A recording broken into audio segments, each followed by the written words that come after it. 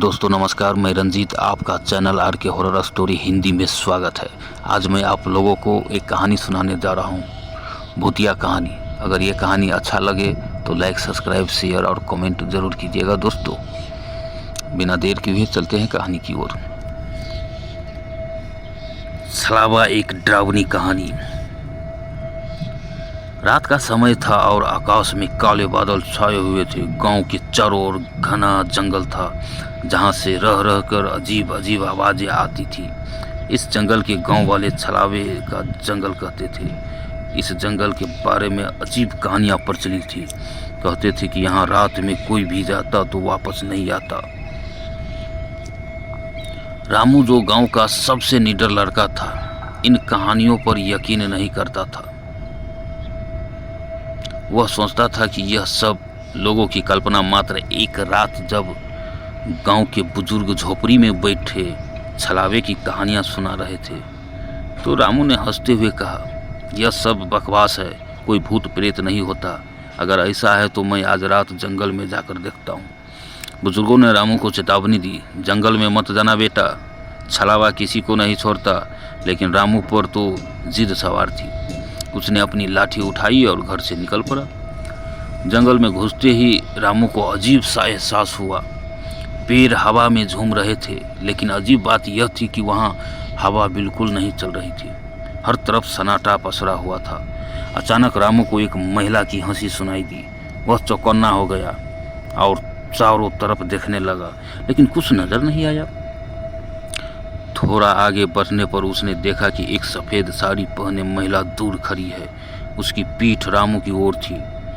रामू ने आवाज़ लगाई, अरे कौन हो तुम? इतनी रात में यहाँ क्या कर रही हो? महिला ने धीरे धीरे अपना सिर घुमाया। उसका चेहरा देखकर रामू के होश उड़ गए। उसके चेहरे पर न आंखें थी न नाक, सिर्फ एक काली खोपड़ी थी।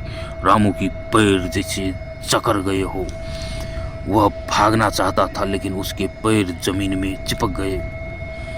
अचानक वह महिला गायब हो गई। रामू ने राहत की सांस ली, लेकिन तभी उसकी पीठ खुद ब खुद हवा में उठ गई और उसे मारने लगी। रामू दर्द से चिल्लाया और जैसे तैसे अपनी लाठी को पकड़ने की कोशिश की, लेकिन लाठी उसकी पकड़ से छूटकर हवा में घूमने लगी। रामू को महसूस हुआ कि कोई अदृश्य शक्ति उसका पीछा कर रही है। वह भागने लगा, लेकिन जंगल का रास्ता जैसे अंत हो गया हो। वह जहाँ भी भागता वहीं पेड़, वही पत्थर दिखाई देते। उसे लगने लगा कि वह जंगल में फंस गया है। रामू को चिल्लाने की आवाज़ गांव तक पहुंचने लगी। गांव के लोग इकट्ठा हुए, लेकिन कोई भी जंगल में जाने की हिम्मत नहीं कर रही थी। तभी एक बुजुर्ग महिला, जो गांव में सबसे ज़्यादा उम्र दराज थी, बोली, यह छलावा है। यह उस पाप का नतीजा है जो हमारे पूर्वजों ने किया था। गांव वालों ने हैरानी से पूछा, क्या पाप? महिला ने बताया, सैकड़ों साल पहले हमारे पूर्वजों ने इस जंगल में रहने वाले आदिवासियों का कत्ल कर दिया था और उनकी ज़मीन पर कब्जा कर लिया था।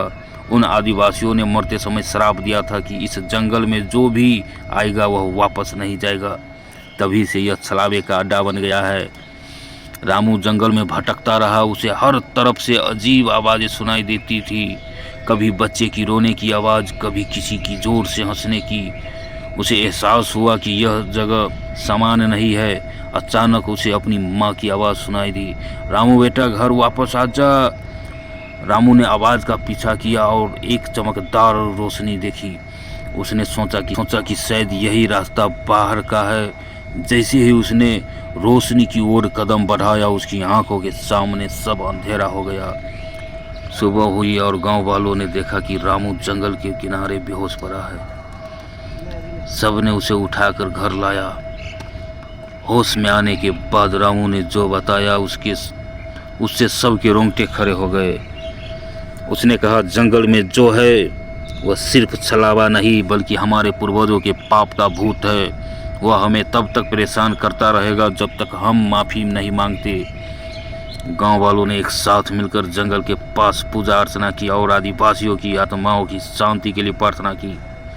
कहते हैं कि उसके बाद से जंगल में अजीब घटनाएं कम हो गई, लेकिन जो लोग जंगल के करीब जाते हैं वे अब भी कभी कभी छलावे की हंसी सुनते हैं।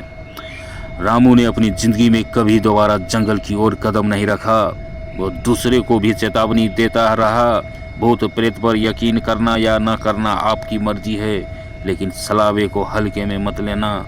तो दोस्तों, अगर ये वीडियो आप लोगों को अच्छा लगा हो तो लाइक, सब्सक्राइब, कमेंट करके ज़रूर बताइएगा। धन्यवाद दोस्तों, फिर मिलते हैं अगले वीडियो में।